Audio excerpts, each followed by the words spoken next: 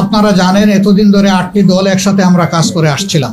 এই দলগুলোর সকলেই এখানে উপস্থিত আছেন প্রতিনিধিরা। তার সাথে আলহামদুলিল্লাহ আজকে আরও 2টি দল আমাদের সাথে সম্পৃক্ত হয়েছেন। জনাব কর্নেল অলি আহমদ বীর বিক্রমের নেতৃত্বে এলডিপি এবং এনসিপি। এনসিপি একটু আগে আমাদের সাথে তাদের বৈঠকটা সমাপ্ত হয়েছে। তারা এই বৈঠকে আসার সময় এবং সুযোগটা পাননি।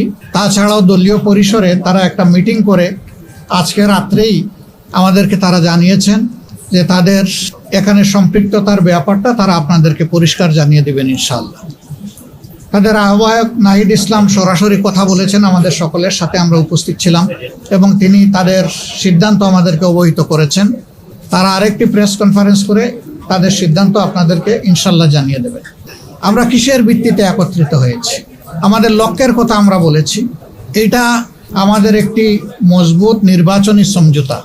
সারা বাংলাদেশের 300 আসনে আমরা বসে নিজেদের মধ্যে আলাপ আলোচনার মধ্য দিয়ে বিভিন্ন আসন আমাদের মধ্যে আমরা নির্ধারণ করেছি। যেহেতু 2টা দল একেবারে শেষ পর্যায়ে এসে আমাদের সাথে তারা মিলিত হয়েছেন, আরও অনেকগুলা দল তারা আগ্রহী ছিলেন, বাট এই প্রক্রিয়ায় এই মুহূর্তে এখানে সম্পৃক্ত করা আমাদের জন্য খুবই দূরহ হয়ে গেছে। অনেকের আগ্রহ থাকা সত্ত্বেও আমরা সেভাবে তাদেরকে সম্পৃক্ত করতে পারছি না। আমরা তাদের কাছে দুঃখ প্রকাশ করছি, কিন্তু জাতীয় জীবনে ইনশাল্লাহ আমরা তাদের সাথে একসাথে কাজ করব এই জাতিকে গড়ার জন্য ইনশাল্লাহ। আমাদের আসন সমঝোতা অলমোস্ট কমপ্লিট। সামান্য একটু বিষয় যেগুলো রয়েছে আমরা আশা করছি এইটা নমিনেশন ফাইল করার পরপরই আমরা সেটাও ইনশাল্লাহ আলাপ আলোচনার ভিত্তিতে সুন্দরভাবেই সমাধান করতে পারবো। আপনারা দোয়া করবেন, এই ক্ষেত্রে কোনো সমস্যা হবে না। এই ব্যাপারে আমরা খুবই আস্থাশীল।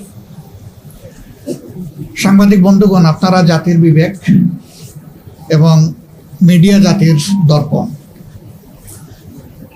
আমরা কোন পর্যায়ে চলে গিয়েছিলাম আমরা সবাই জানি।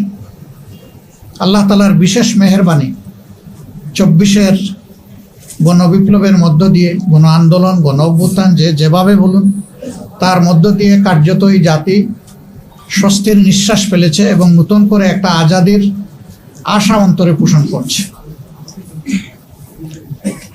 এই বিপ্লব পরিপূর্ণতা পেয়েছে 24-এ এসে, কিন্তু ত্যাগ এবং কুরবানি শুরু হয়েছে 2009 সাল থেকে। তৎকালীন বিডিআরের সদর দপ্তর পিলখানায় যে মর্মান্তিক হত্যাকাণ্ড হয়েছিল, যেখানে বাংলাদেশের কমিটেড 53 জন অফিসার তাদের জীবন দিয়েছিলেন। এরপরে একের পর এক বিভিন্ন দল, আলেম ওলামা, সিভিল সোসাইটি, সাংবাদিক সমাজ, এক কথা কেউ বাকি নাই, সকলের উপরেই নির্যাতন নিপীড়ন গিয়েছে। এখন জাতি একটা দীর্ঘস্থায়ী মুক্তির দিকে আগাতে চায়, শান্তির দিকে আগাতে চায়, একটা সুশৃঙ্খল জাতি হিসাবে আত্মপ্রকাশ করতে চায়। এবং আমাদের যুব সমাজের যে প্রত্যাশা, যেটার জন্য বুক চিতিয়ে তারা লড়াই করেছিল, জীবন দিয়েছিল, তাদের প্রত্যাশা পূরণ এখন আমাদের দায়িত্ব। আমরা আজকে মহান রবের দরবারে সেই সমস্ত আল্লাহর বান্দাদের জন্য দোয়া করছি যারা জুলুমের হাত থেকে দেশকে বের করে আনার জন্য লড়াই করে জীবন দিয়ে দুনিয়া থেকে বিদায় নিয়েছেন। আল্লাহ তাদেরকে ক্ষমা করুন, তাদের উপর রহম করুন, আল্লাহ তাদেরকে শহীদ হিসাবে কবুল করুন।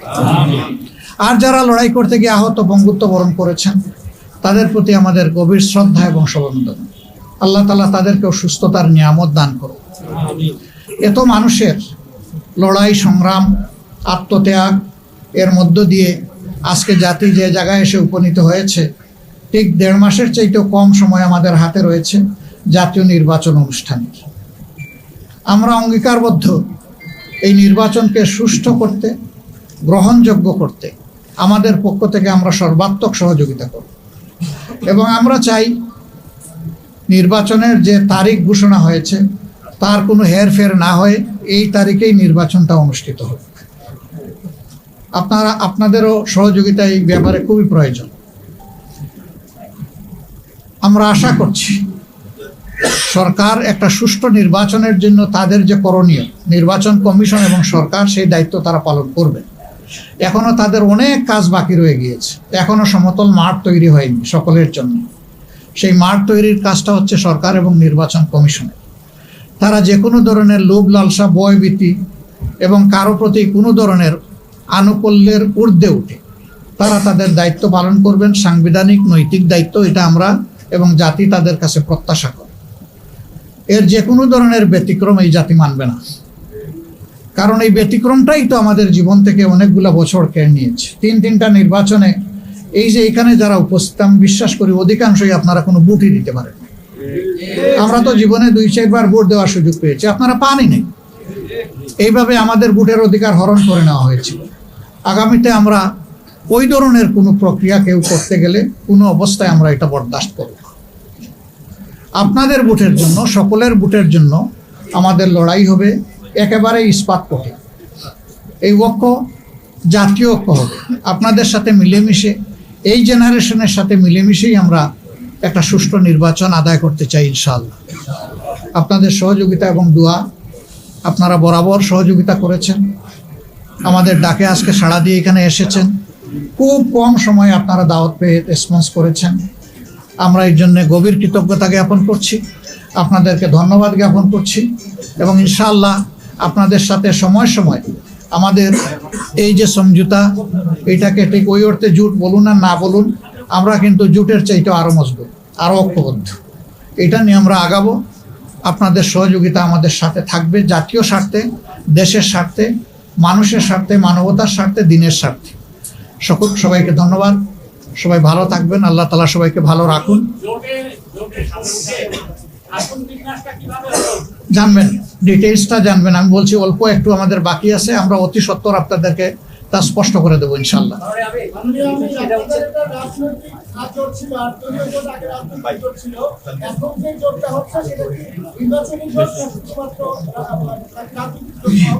এটা দেশ গঠনের জোট, এটা নির্বাচনের জোট, এটা রাজনৈতিক জোট, এটা সকল ধরনের, মানে ওই জোট বলেন আর সমঝোতা বলেন, যাই বলেন, এটা সবগুলা পারপাস কভার করার জন্য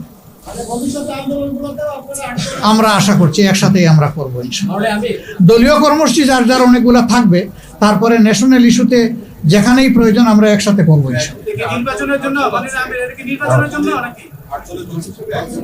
এখন জোট না, 8 দল না, আজকে ইতিমধ্যে ঘোষণা 10 দল তো হয়ে গেছে, 10 দল হয়ে গেছে ইতিমধ্যে। 10 দলীয় নির্বাচনী সমঝোতা। সেটা হচ্ছে আপনারা বলছিলেন যে শেষ মুহূর্তে 2টা দলকে আপনারা যোগ করেছেন, আর অনেক দল যাদের সাথে আপনারা কাজ করতে পারবেন না, তারা আপনাদের সাথে যদি কাজ করতে চায় কোন পর্যায়ে কাজ করতে পারবে। এক, এই আসন সমঝোতা, অনেকে অনেক কথা বলতেছে, আপনাদের মধ্যে অনেক বিভেদ ছিল, অনেক ঝামেলা ছিল, ফাইনালি আমরা আপনাদেরকে এক আসনে দেখলাম। আপনারা আসলে জোটগুলোর মধ্যে কতগুলো আসন গঠন করতে পারেন, আগামী নির্বাচন আপনারা ক্ষমতায় আসবেন, এই কথাটা এখানে কোনো একক দল কোনো আসন বন্টন করবে না। আমরা যেখানে যার ন্যায্যতা তার ভিত্তিতেই আমরা আলহামদুলিল্লাহ আসনগুলো হাতে তুলে দিব। সবাই সবাইকে তুলে দেবে। এখানে নির্দিষ্ট কোনো দল কাউকে তুলে দিচ্ছে না।